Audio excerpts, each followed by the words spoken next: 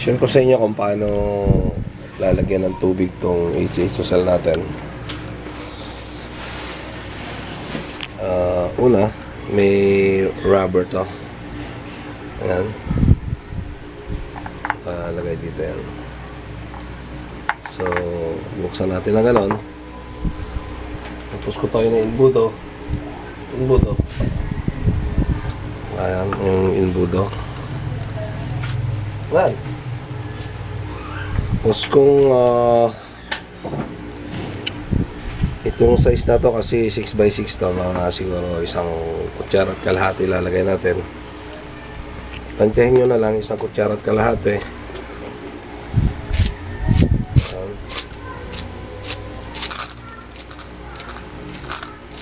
Tansyahin nyo mga isang kutsara o dalawang kutsara para makuha natin yung mga hanggang 15 to 20 amps. Tapos kung mas mataas doon, bababa na lang natin. Okay, tapos lalagyan natin ng tubig.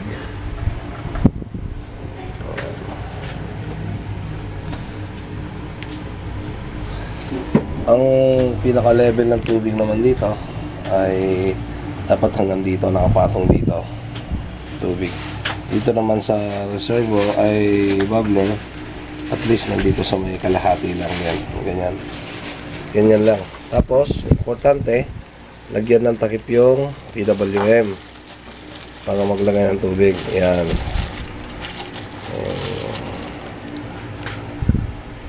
Parang commercial ko yung mercury drug Sana bayaran ako, no? Tapos, ito, yan. Ganyan yung sistema natin para safety. Lalagyan natin ng tubig. Lagay muna natin yung potassium hydroxide o yung SOSA o kaya sodium hydroxide. Yun mo sa gilid. Hindi, sa gilid. Yan, SOSA. Tama yun. Hindi, yan nasa taas. Yung SOSA. Yan.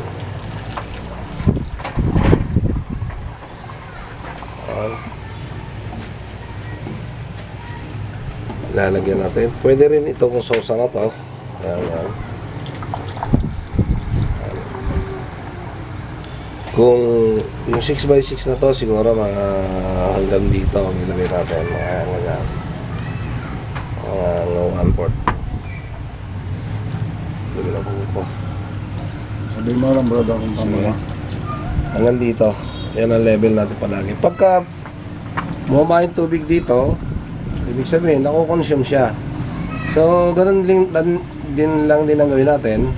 Huwag muna maglalagay ng potassium hydroxide o kaya SOSA. Lagyan lang muna ng tubig kung magdadagdag. Hanggat hindi bumababa ang amperage niya dun sa 20.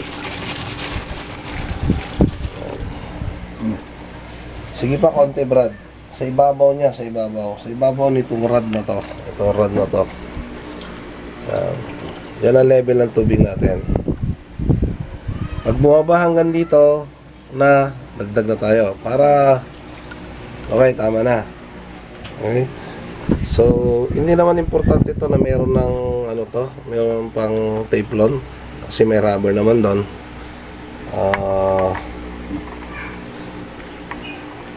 Yan, higpitan natin. Okay. Dito naman sa kabila.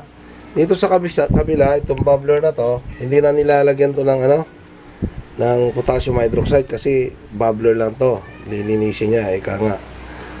Okay? So, walang kahit anong klaseng tubig lagay dyan. Okay na.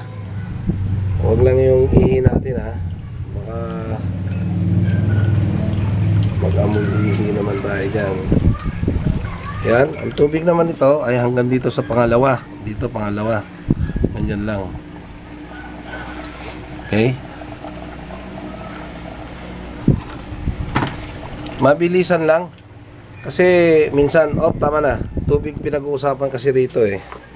So, kabit natin tong takip nito. Okay, tanggal natin yan. Mabilisan lang, no? Kasi minsan may itong lumalabas na problema. Pagka itong tubig na to, mabilis, let's say isang gamit mo lang, bumababa agad. Tapos dito nagdadagdag ng matas na to, may problema yon. Ang problema nun ay itong dalawang ano na to, check valve o kaya one-way valve. So, yung isa naman dito. Ang one-way valve na to, ang trabaho nito ay kung ginagamit kasi may suction dito pag ginamit. Pag pinatay mo na, sasaksyonin niya ng tubig dito. So, to prevent that, naglagay tayo ng isang check valve dito para pigilin niya yung tubig na pakyat. Pipigilin niya tong tubig na to, lumipat dito. Ito naman, papayagan niya yung hangin na pumasok dito. So, yung ambient air. So, wala nang pressure dito. So, safe na yung cell natin kasi hindi nasasabog dito. Konting amount ng HHO lang naman yun nandito. Yun. So, dalawa lang ang problema nun pag sinisip-sip niya. Pag mabilis. Pero pagkadahan-dahan lang naman yung ubos dito at konting-konti nagdadagdag naman dito, okay lang yon kasi may evaporation pupunta rito. Ito naman talaga na break yung hydrogen, oxygen sa water. Pero hindi dapat kailangan mabilis. Let's say sa isang biyahe mo, nabawasan ng 200 ml na mga 1,000 km, yon. Okay? Ganun lang magpalit ng tubig. Tapos, kailangan ito, mga fittings na to, higpitan to. Higpit-higpitan to mga fittings na to. Ito pagka nailagay na yung ano, kasi sisingaw dyan. Make sure na yung goma natin dito ay magandang lapat na hindi sumisingaw. Pagka nakita mo may basa-basa rito sa area na yan, ibig sabihin may leak. Nagli-leak siya talaga, may mga leak. Okay, sa ano naman, isayin na natin. Pagdating sa may maglilik na nakikita natin, puros lang naman tornilyo to eh. Tornilyo tong nandito eh. So ito sa harapan, higpit lang. Mag-umpisa ka dito sa dulo.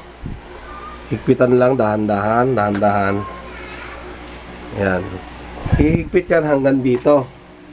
So kung nandito yung tagas, pag hinigpitan mo to, hihigpit yan hanggang dito. Kasi may tornilyo siya dito, sa gilid dito. So, i-pre-press yung gano'n. Dito naman sa kabila, pag ang tulo naman, hawakan mo ganyan, Brad. Kung ang tulo naman ay dito sa area na to, siyempre ang goma, pagka uminit, nag-expand. Later on, pag lamig niya, liliit. So, paulit-ulit na gano'n, ang ginagawin natin, nagkakaroon din siya ng tinatawag na pagluwag ng mga bagay-bagay niya. May terminal tayo dito. Pag maghigpit naman tayo dito sa mga tornilyo na to, i-neutral muna natin to. Ibig sabihin neutral. Ito, ang dalawa na to, igigit na natin ito, igigit na natin yun, igigit na natin dito. Ganun din sa kabila. Ilalayo natin sa pinaka-terminal niya. Yung flat na yan. Igigit na natin, yun, igigit na natin. Parang pagdikit-dikitin lang natin para pagka maghigpit tayo, hindi itong mga terminal na to, hindi siya natutupi. Pagka higpit natin, umpisa ulit tayo dito, paikot, dahan-dahan lang ang higpit. Dahan-dahan lang. Hindi ang maapektuhan dito dahil may tornilyo dito. So, higpitan na ganun. Okay? Kung may tagas. Ngayon, pag nahigpitan na, dahan-dahan lang, ibabalik natin to. Higpitan natin dito, higpit doon, higpitan doon. Higpitan natin dito. Huwag natin kakalimutan, baka matanggal yung terminal. Okay? Ganun lang. Ganun lang kasimple yan. Aha. So, kung i-question ka later on, tawagan nyo lang naman ako. Okay lang naman. Ito yung PWM natin. Pag ito nasira, 3 tanggalan lang. Picturean lang para pagbalik. LBC nyo sa akin. Ganun lang. Ito yung dalawang relay natin. Yan. Ganun lang po. Ang kasimple. May tatlo tayong connection dito. Ito lang. Oh. Tanggalin mo nga, Brad.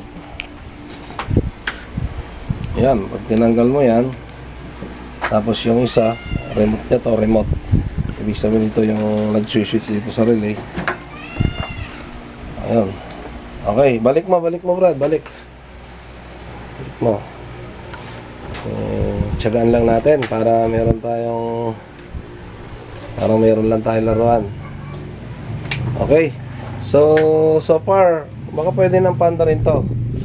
So, kunwari, ito yung ignition natin, switch natin. Switch natin. Yan. Yan. Maandar na siya. Oh. So, tatasan natin yung ampere niya. Yan. Tumataas yung ampere. Tumataas. Ayun, nag-umpisa na. So, medyo i-condition muna natin ng konti. Mababang amperahe lang muna, mga 2 amps gano'n. Mamaya natin medyo bigyan ulit. Hanggang pataas tayo ng pataas. Okay, yan lang. Magandang umaga sa ating mga may hilig sa green energy. Kuya Box or Kuya Rimar, Box 1 Philippines in YouTube. 09-399-25-123-7 0917-531-1967. Yan na po, bye-bye. God bless.